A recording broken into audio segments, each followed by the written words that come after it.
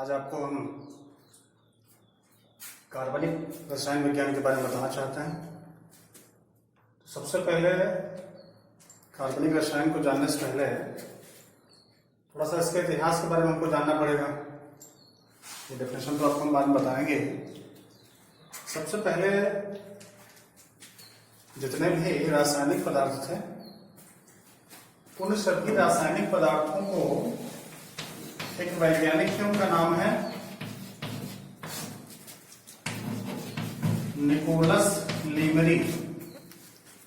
इन Nicholas लीमरी नामक वैज्ञानिक ने सभी रासायनिक पदार्थों को 3 भागों में बांट दिया। ये 3 भाग कौन कौन से हैं? उनकी प्राप्ति स्रोत के आधार पर, जहां से वो प्राप्त होते थे उसी स्रोत के आधार पर इनको 3 भागों में बांट दिया। और ये 3 भाग हैं जंतु पदार्थ,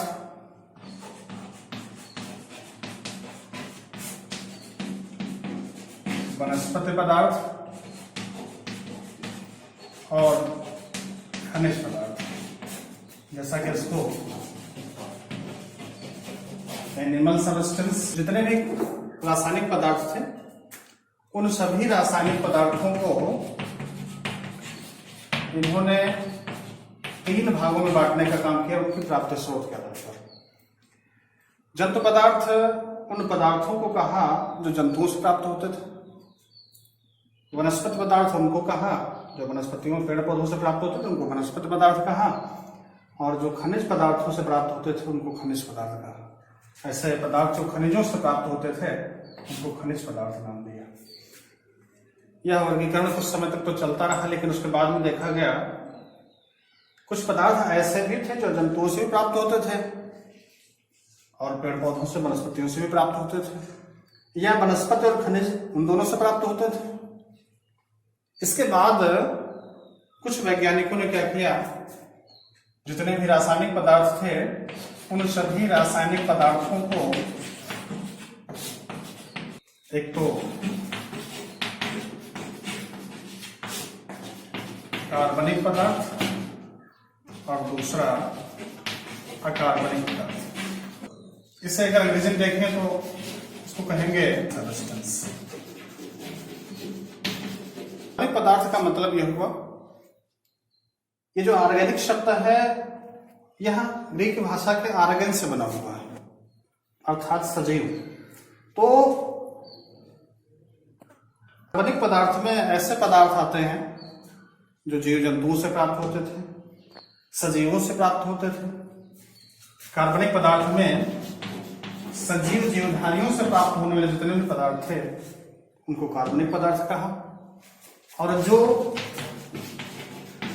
निर्जीव वस्तुओं से, ऐसे पदार्थ जो निर्जीव वस्तुओं से प्राप्त होते थे उनको अकार्बनिक पदार्थ कहा।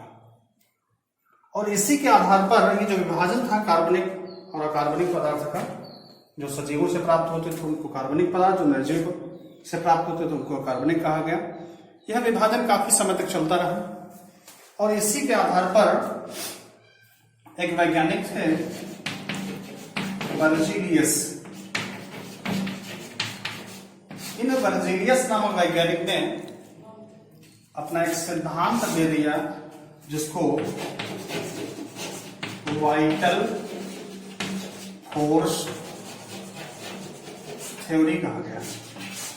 अगर हिंदी में इसको हम देखें तो कहेंगे जैव शक्ति सिद्धांत। जैव शक्ति सिद्धांत, वाइटल फोर्स थ्योरी। यह सिद्धांत जे वर्जीलियस ने जो दिया वह इसी विभाजन पर आधारित था। जैव शक्ति सिद्धांत क्या बताया उन्होंने? जे वर्जीलियस ने बताया कि जितने भी सजीव जीवधारी हैं उन सभी जीवधारियों में, केवल सजीव जीवधारियों में कार्बनिक पदार्थ को उत्पन्न करने की क्षमता है। इन्होंने बताया कि जितने भी सजीव जीवधारी हैं वही केवल कार्बनिक पदार्थ को प्रोड्यूस कर सकते हैं। इन्हीं से केवल कार्बनिक पदार्थ की उत्पत्ति हो सकती है, ऑर्गेनिक कंपाउंड ऑर्गेनिक जो सब्सटेंस है हमको हम डिराइव कर सकते हैं, प्राप्त कर सकते हैं। बाकी निर्जीवों से हम कार्बनिक पदार्थ प्राप्त नहीं कर सकते हैं। यह सिद्धांत रसायन विज्ञान में जैव शक्ति सिद्धांत के नाम से प्रसिद्ध हुआ और बहुत ही सशक्त सिद्धांत था। काफी समय तक सिद्धांत चलता रहा जे वर्जीनियस का। लोगों के अंदर यही मान्यता रही कि कार्बनिक पदार्थों को केवल हम सजीवों से ही प्राप्त कर सकते हैं, क्योंकि उनके अंदर एक अद्भुत शक्ति है, उसी के जरिए हम कार्बनिक पदार्थ उत्पन्न कर सकते हैं, निर्जीव पदार्थों से उत्पन्न नहीं किया जा सकता है। इसके बाद इन्हीं के एक शिष्य थे, उनका नाम था होलर। जे वर्जीनियस के ही एक शिष्य थे, उनका नाम था होलर। और ये होलर नामक वैज्ञानिक ने क्या किया, इस जैव शक्ति सिद्धांत का खंडन कर दिया। इन्होंने अपना सिद्धांत जो दिया, rejection of vital force theory, इन्होंने इसको रिजेक्ट कर दिया। एक प्रयोग किया और उस प्रयोग के जरिए इन्होंने जैव शक्ति सिद्धांत को रिजेक्ट कर दिया। स्वयं अपने जो अध्यापक थे, इनके जो गुरु थे वर्जीनियस, इन्होंने जैव शक्ति सिद्धांत दिया, लेकिन उनके शिष्य होलर ने क्या किया, ये जो जैव शक्ति सिद्धांत था, इस सिद्धांत का खंडन कर दिया, क्योंकि इस सिद्धांत के अनुसार केवल सजीव जीवधारियों से ही कार्बनिक पदार्थ की उत्पत्ति हो सकती थी, निर्जीवों से उत्पत्ति नहीं हो सकती थी, निर्जीव पदार्थ से कार्बनिक पदार्थ नहीं बन सकता था। लेकिन होलर ने क्या किया, सबसे पहले प्रयोगशाला में इन्होंने अमोनियम साइनेट को ले लिया, NH4CnO, दिस इज अमोनियम।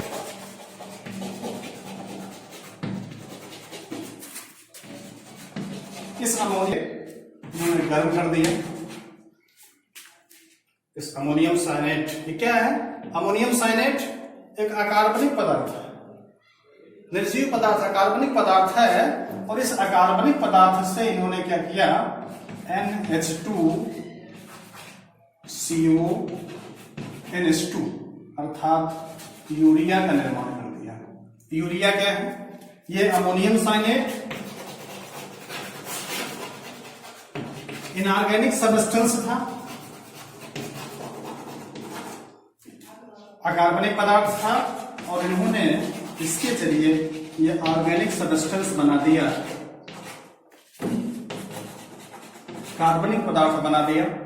जबकि वर्जीनियस का जो सिद्धांत था, उसके अनुसार मान्यता थी कि केवल सजीव जीवधारियों से ही हम कार्बनिक पदार्थ प्राप्त कर सकते हैं। इनके शिष्य होलर ने क्या किया, अकार्बनिक पदार्थ को गर्म करके कार्बनिक पदार्थ प्राप्त कर लिया, अर्थात इन्होंने अमोनियम साइनेट को गर्म करके NH2CONH2 अर्थात यूरिया प्राप्त कर लिया।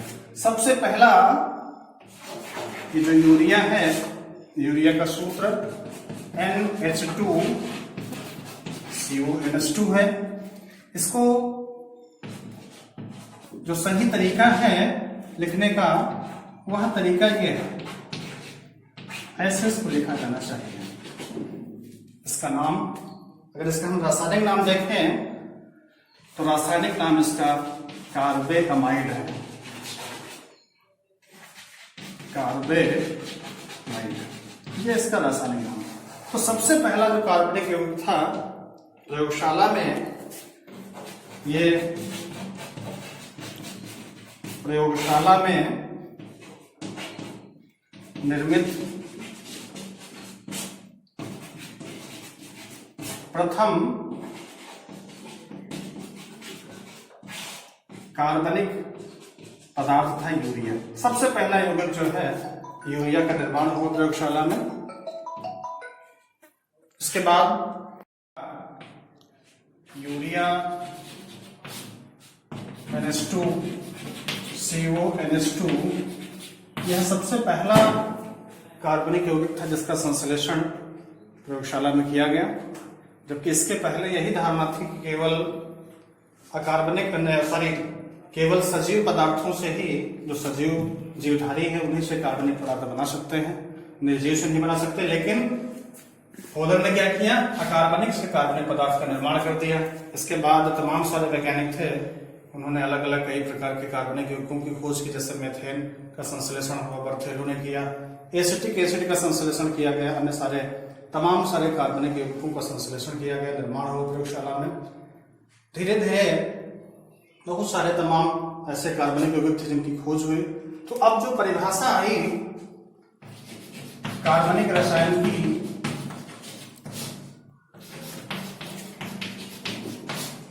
अब हम अध्ययन करेंगे कार्बनिक रसायन आखिर है क्या, कार्बनिक रसायन क्या है, कार्बनिक यौगिक किसे कहते हैं।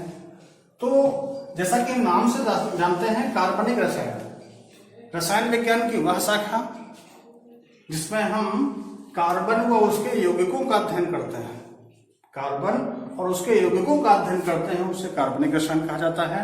और ऐसे यौगिकों को हम कार्बनिक यौगिक कहते हैं। ऐसे यौगिक कार्बनिक यौगिक होते हैं। और अगर दूसरी बात करें अकार्बनिक की, तो अकार्बनिक रसायन क्या होती है, रसायन विज्ञान की वह शाखा जिसमें कार्बन के अतिरिक्त अन्य सभी तत्वों और उनके यौगिकों का अध्ययन किया जाता है, उसे अकार्बनिक रसायन कहते हैं।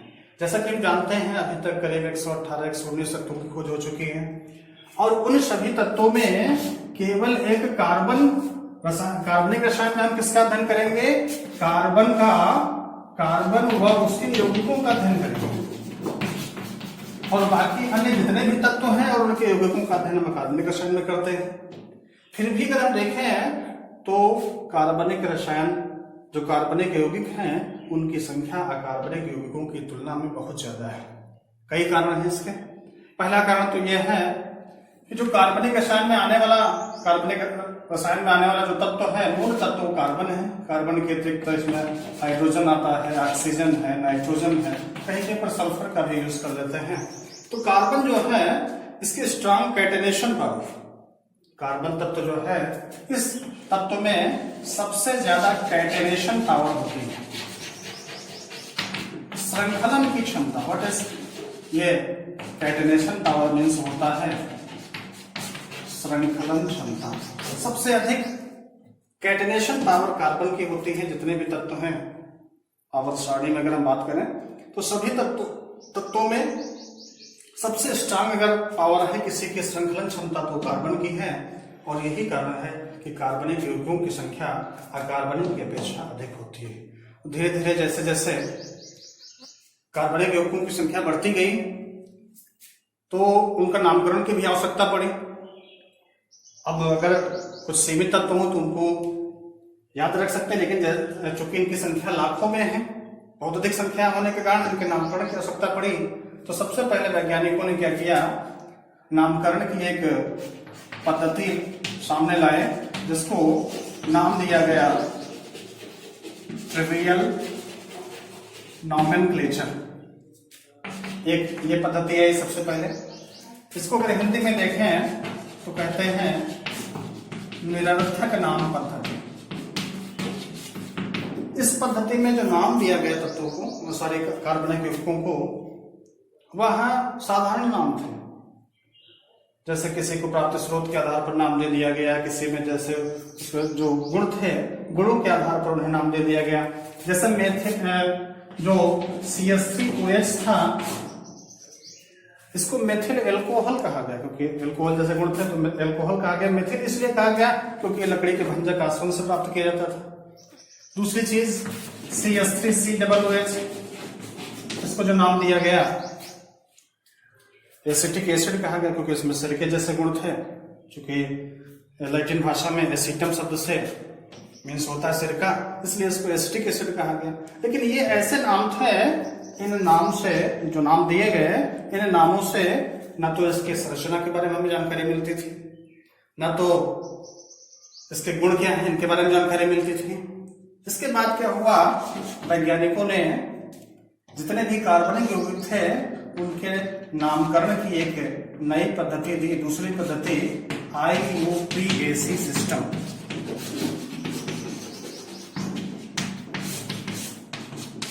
यह सबसे स्थायी पद्धति है, आज भी इस पद्धति का प्रयोग करते हैं नामकरण में। इसका अगर फुल फॉर्म देखें हम तो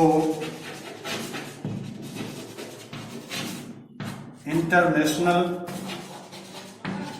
union for pure and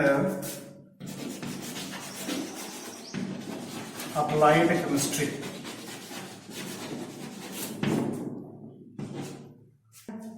international union for pure and applied chemistry, ये आईपीएससी सिस्टम जितने भी कार्बनिक यौगिक हैं उनके नामकरण की एक आधुनिक पद्धति है, और इसी पद्धति के द्वारा कार्बनिक यौगिकों का नाम निकाला जाता है, इससे नाम प्राप्त करते हैं, और इससे जो प्राप्त नाम है उनके द्वारा उस यौगिक की संरचना, उनके गुण आदि के बारे में हमको स्पष्ट जानकारी मिल जाती है।